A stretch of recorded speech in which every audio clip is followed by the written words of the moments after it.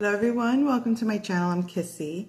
I wanted to do a reading today for the Divine Feminine, and I wanted to do a separate reading for the Divine Masculine. So before I start with the reading for the Feminine,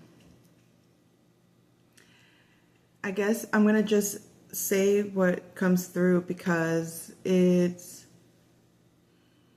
realistically, Divine Feminine, one of the ugliest things we can do to one another, that the human can do to another human, is to reject love or to withhold love.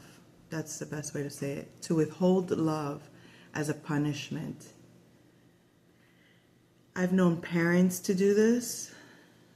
I've known friends to do this. I've known lovers to do this. And it is not, it's not fair play, so to speak, okay? And this isn't a direct message to you, Divine Feminine. I feel that you will resonate as a person that gave love and was probably punished with withholding of love. So people that claim to have loved you would have rejected your love on purpose to punish you, would have withheld their love towards you as a power play, as some sort of you need to prove yourself to them to be loved by them, because their love, I mean, you would die without it, right? This is the mindset of that type of person, and you may have dealt with a lot of people this way. You went into the dynamic purely out of your desire to be with them, to love them, to enjoy their company, to participate in their life in a positive way, to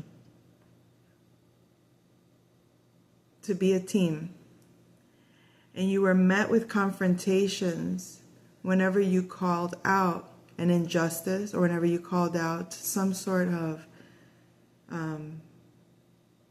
unnecessary behavior or uncalled for treatment. It caused people that claim to love you to rebel against you, to judge you, to violate you in terms of how they handled you. They handled you without care. They handled you with disgust, just because they could not stand or fathom the fact that you said no, or that you said you can't do that, or you shouldn't talk to me that way. So because you take a stand and say no on something, or you witness an idea that comes out of their mouth that is completely inappropriate or completely unfair or unjust or immoral, because it's out of context, or it's out of place, or it's out of the realm of safety, so to speak. You know what I mean? There's a time and place for everything. So if you call someone out on certain things, these people would either get defensive, or they would come back with a very demeaning response, taking it out of context, or pointing the finger at you about things that are unrelated to the matter. When you encounter these types of people over and over and over again, and you're always trying to do the right thing, or you're always standing up for yourself, because you're not just going to sit there and allow mistreatment. You're not just going to sit there and allow a misconception.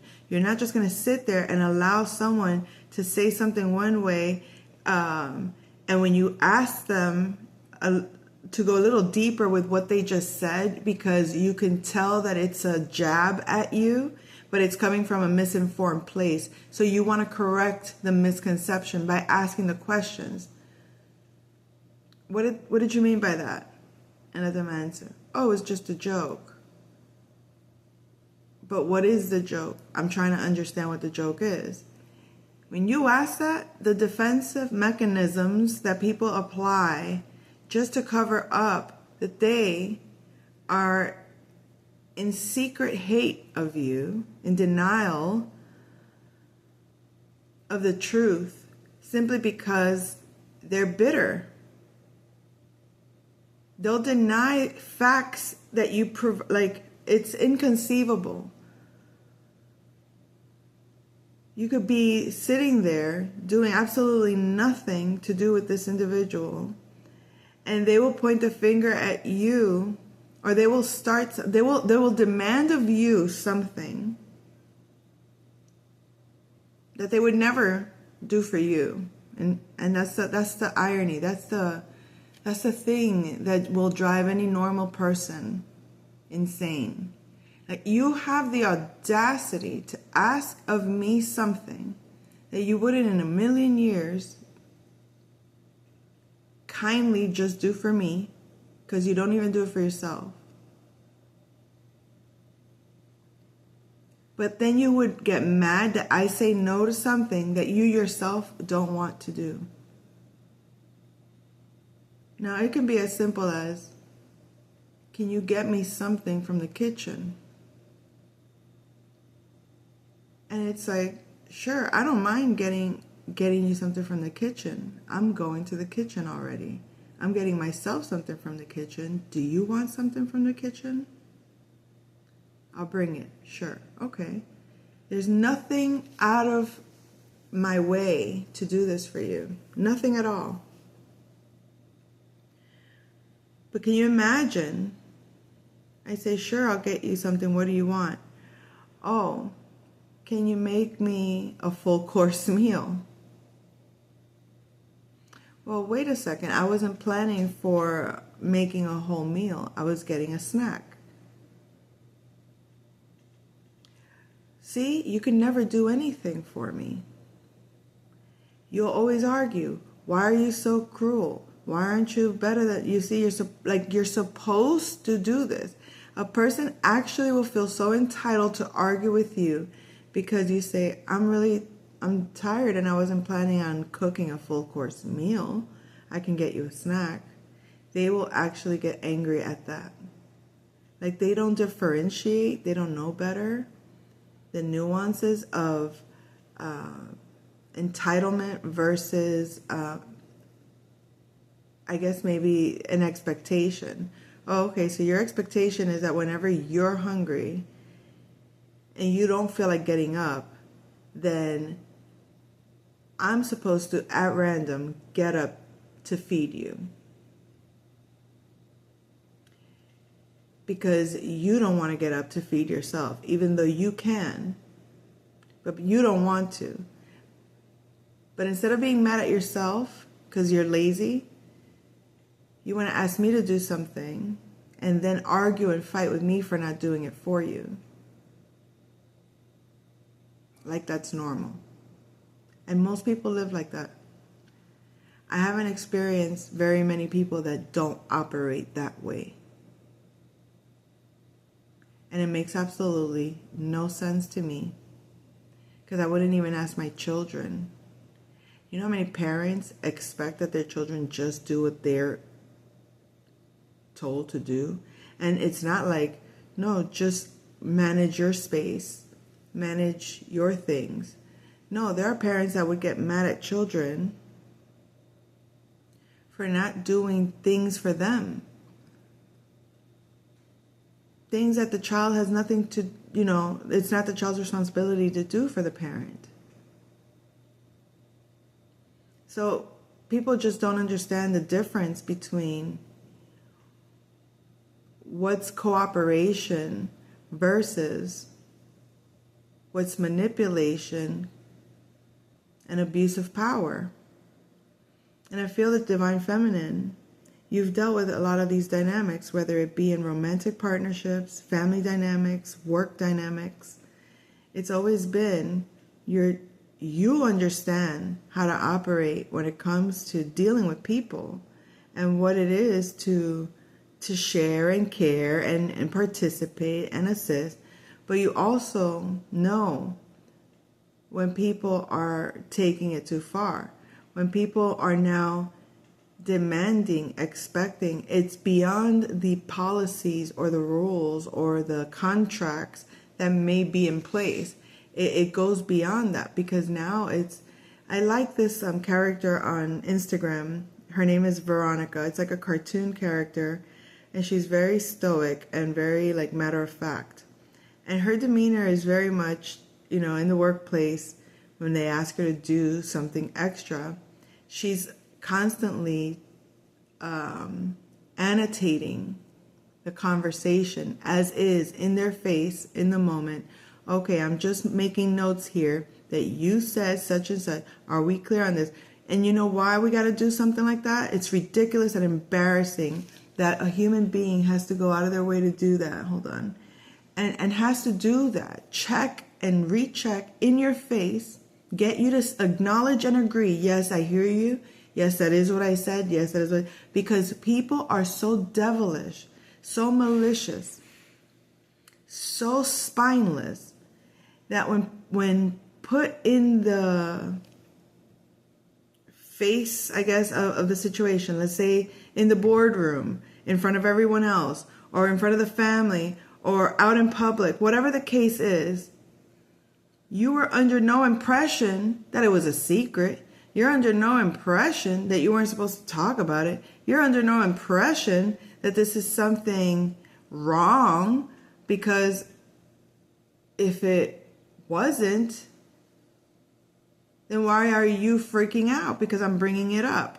So Veronica exemplifies that kind of behavior, like bringing it up, calling it out right in your face, and watching exactly how people actually retract and pretend and justify and blame and point the finger and say, I didn't do that. I didn't say that. And then there goes Veronica. Well, in this note, on this date, you said this and that. Remember, we had this conversation, or the fact that the expectation, like, oh, can you do this? Can you do that? Can you do the other? And you go and because you would normally probably do it out of kindness, maybe you do it as a favor one time. Now it becomes like, this is suddenly my job. You know how many administrators or, administrators, assistants, and all of that, those types of workers, how undervalued they are. They go around and do all this like convenient stuff for other people, make life very convenient for these supposed managers or supposed bosses, because they're carrying a lot of the weight of a lot of the stuff to make it easy for them to just flow and do their job. They really don't know what the hell they're doing.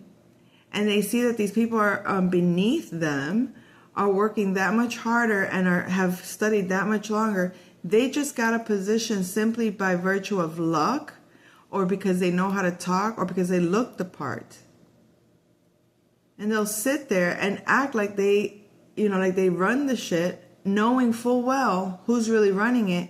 Meanwhile, giving absolutely zero acknowledgement to the ones that are actually doing the work and the ones that are actually going to, quote unquote, surpass them. They know it. And it's sad, because then the ones who are working really hard that think that they're impressing the boss, the ones working really hard that think that they're making their boss look good, and that one day that the boss is going to look at them and say, because of this person's support, we did this. How many bosses actually do that? Not very many. Not very many in my experience. Okay? And the few that have done so are pretty much treated just like these hardworking employees. They're always undervalued, underpaid, and overworked and overwhelmed and overdoing. And nobody cares enough to say stop doing that to them. Don't put more pressure on them. Don't put more on their plate. Leave them alone. It's like the ones that does the work gets punished for those that don't. And that applies in so many levels. That's not just in the work front. That's in the home. When you decide that you're going to go ahead and clean the entire house because you can't see your house dirty, and everyone loves it when the house is clean. But then people will actually, as soon as you're cleaning, throw their dirty ass dishes in your sink and act like they didn't just watch you they didn't just watch you wash all those dishes and clean that entire kitchen. They will literally go and just throw a plate on the counter and leave it there like that's normal. That's not normal. I have watched adults throw trash on the floor and not in the bin that's right there and act like they didn't see it, act like they didn't drop it, pretend it's not a big deal. And it's like, excuse me. You mean to tell me you didn't notice you did that? Is it really that challenging to pick it up and throw it where it goes in the appropriate place to begin with? So is this about the messy versus the clean? Is this about the chaos versus the logic? It always comes down to these polarities, right? So divine feminine, at the end of the day, you have a preference perhaps for order and discipline and structure. Maybe this is divine masculine. I can be very masculine in my thinking. I have a lot of Aries in my chart. So I can maybe confuse between the masculine and feminine because I operate out of both energies very often, very frequently. So for me to differentiate between one or the other on any matter, honestly, is not necessary. Like, I don't have that sense of you're different than me just because you're a man. We think, we feel, and we do. And we are. So at the end of the day, the goose, what is that saying? What's good for the goose is good for the gander. And I swear and promise you that any person I've ever said this to pretends they don't know what the fuck I'm talking about. You think it's okay for you to do this to me, but you actually expect that I shouldn't do this to you? And the fact that I don't do this to you because it's not in my character to do those things to people I love and care about. Now, you think it's okay to be mad at me or to judge me and think that I'm trying to have some higher moral standard than you and just so that I can look down on you. No. I don't have the same moral standard as you. I wouldn't do to you the things that you think were okay to do to me. I just wouldn't do those things. That doesn't make me wrong. That doesn't make me bad. That doesn't make me ugly. That doesn't make me evil. That doesn't make me the devil. That doesn't make me death. That doesn't make me hell. That doesn't make me bad. That doesn't make me wrong. So fuck off. But also, there is a time and place for everything. I am entitled, just like anyone else, to have a tantrum. I am entitled to have a fit and bitch out anybody. I am entitled to be the laziest bitch I want to be and do absolutely nothing and make people do whatever the hell I want. I can do that too. But I don't. Because it's wrong. Because it's not right. Because who the fuck am I to say that you have to sacrifice your free space, your free will, your free time to accommodate me? You didn't choose that. So if you didn't choose that, You might have chose this job that says that these are your duties, that you're the receptionist, for example. And when I come in as a customer, your job is to greet your customer, make your customer feel welcome, and get your customer comfortable until they're seen. And if you're an asshole at the front counter and you're not doing your job, this isn't about what you have to do for me as an individual. This is what the fuck you signed up for to do as an individual. You said you wanted to be a receptionist. So if you want to be a receptionist, be a receptionist. Be kind, be nice, be welcoming, do your job. Smile. That's the requirement. You signed for that. But now, if I bitch about that or I complain about that or I say something about that, you think you're entitled to argue with me. What are you arguing? I'm not asking you to stand up and dance for me. I'm asking you, do you have to be rude? Your job description does not include to be rude. So do you see there's such a difference, and people don't know the differences between these things. It's sad. It's very sad. It's embarrassing, actually. It's super embarrassing. And this, you find this anywhere. Tell me you haven't gone to a grocery store and asked someone, excuse me, can you tell me where I can find such and such? These people that work there, you ask them this question, and they'll look at you dumbfounded that you're asking them. They're looking at you bothered that you're asking them. They're looking at you tired that you have the audacity to ask them this question. And then they have the audacity to shrug their shoulder and say, I don't know. And walk away.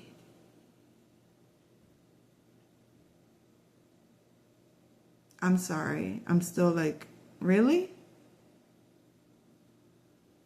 That's your version of, like, really? You don't understand customer service then, right?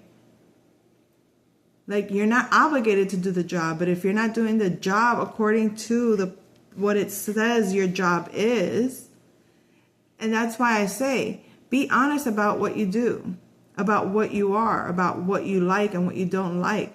You can make money doing anything, and doing nothing. You can make money doing nothing. But trust and believe it comes with its challenges. And it won't be as easy as you think if it's not who you are, if it's not what you're about.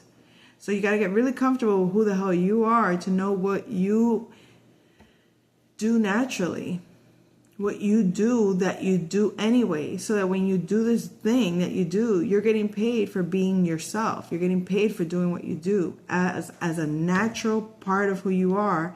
It will yield the results.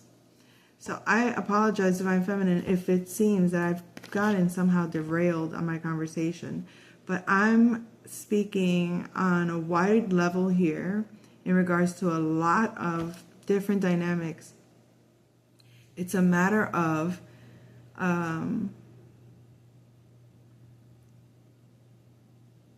clarifying, I guess we could say, clarifying that it is not that challenging or difficult to understand basic human decency, right? Basic human decency. Be kind. Be honest. Be forthcoming with your intention.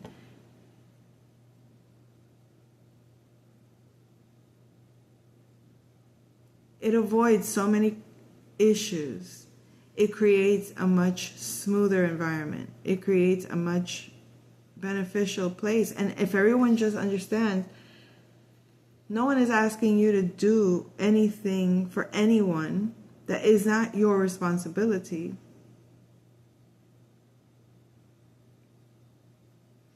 But to expect that for you to take care of your responsibilities, someone else has to do something for you and then get mad if they don't. Like, your responsibilities are yours. All you can do is your part. All you can do is what you can do realistically and honestly. Because at the end of the day, how long can you play the part of an invalid?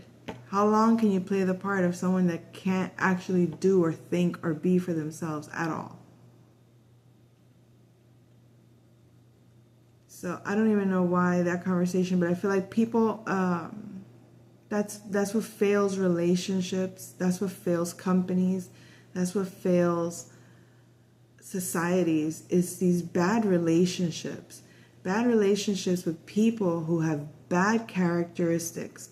Characteristics that are unproductive, unorganized, unpurposed. So we would think, oh, so much potential that we can work with. But the potential that you want to work with, the person that has that potential has to want to allow themselves to be purposed if they don't know how to purpose themselves. And you'll find that in relationships, what ruins a good relationship is a person that has absolutely no clue what they're doing or why they're doing it. Why are they even in a relationship? Like, there's no purpose there. Like, are you seriously just connecting with people just because they're hot? Or just because, oh, they were there when I was in a bad place? Like, all these fake loyalties, all these fake reasons why you keep yourself stuck to someone that's miserable or makes you feel miserable. Like, that makes absolutely no sense to me. And why two adult people cannot just have a normal conversation and convey what needs to be conveyed without it being a whole fucking drama that lasts fucking years. Like, are you kidding me? I have to argue with you day in and day out about this same shit because you pretend you didn't hear me, or you pretend you don't understand me, or you pretend that what I'm saying is useless, or you're not understanding despite your disagreement. The fact is the fact, and it's your duty and responsibility to manage you and handle this about you, and you're going to sit there and pretend you don't know what the hell I'm saying to you? How? How do you live with yourself and assume that that makes sense? So, Divine Feminine, I know you're fed up and done with a lot of this, a lot of these childish, imbecilic, ridiculous forms that don't seem to show up the way that they're intended to show up. And I mean, when you think of how is a adult masculine supposed to show up, how is an adult feminine supposed to show up? I think we can safely all say that we would agree that it's a benefit to have someone that we can have a decent conversation with and get along with, or at least be understood and be productive together. It makes absolutely no sense to get with someone and spend an exaggerated amount of time trying to understand someone that refuses to even hear you, that refuses to collaborate in a way that's healthy, that is willing to